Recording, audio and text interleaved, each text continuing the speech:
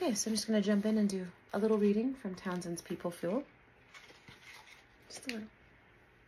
The why of need. What is a need? It is the requirement of a person or a machine or an organization for something essential. If the need is unmet, we experience trouble or damage. Without oxygen, we asphyxiate. Without food, we starve. And without shelter, we freeze or burn.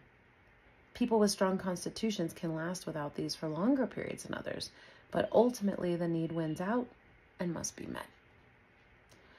So God built a needs-meeting system into the universe as a critical aspect of how it runs. There are all sorts of needs. In the marketplace, we transfer services and products we need to one another via the exchange of currency. We connect and have relationships built on commerce. In the medical world, the systems in our body are interdependent. The heart needs the oxygen, which the lungs supply. The lungs need blood for their survival.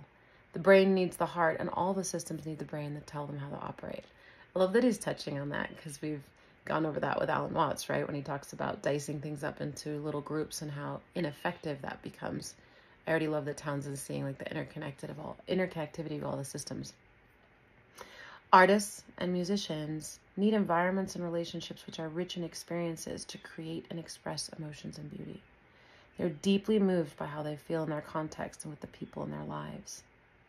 Children are dependent on parents to protect, nurture, and develop them and are strongly tied to them emotionally. The more we enter the world of need, whether functional or relational, the better life works. I believe the purpose behind this needs meeting system is simple. God designed needs in order to foster relationship.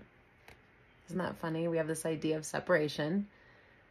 And then if you add this layer of a need, then we have to sort of start to overcome this illusion of separation. You can get into the metaphysical conversation that God would have. Well, we could all go into isolation if we didn't have these needs to be with each other.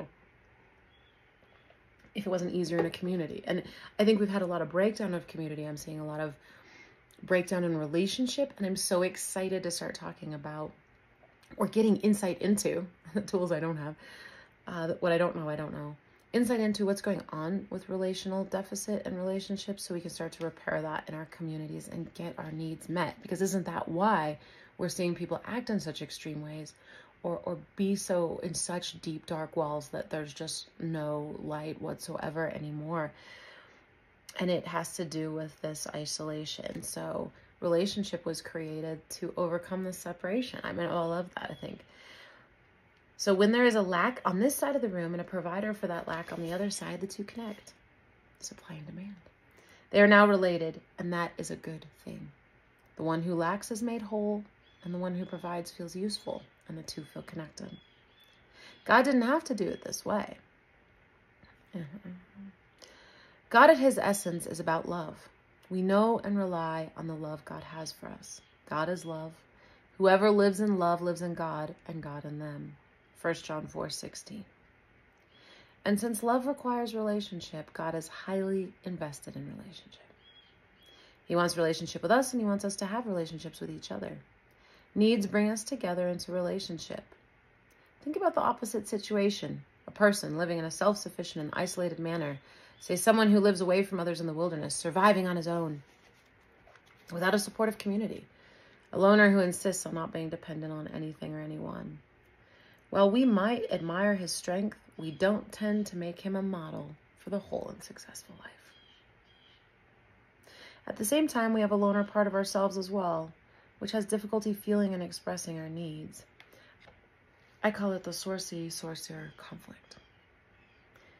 I think I'm going to go and wrap it up there. The next piece is getting into the obstacles for asking for help, but let's first just realize that needs were designed into us. They're important. We all have them. We're all human. And they involve other people. That's a really good baseline start to that concept, isn't it? I love you. I'm happy to be here with you. I'll be coming back more and more and sharing more and more. Have a blessed day, okay? It's wild times out there, but I think we turned a corner and know no matter what's going on, you are not.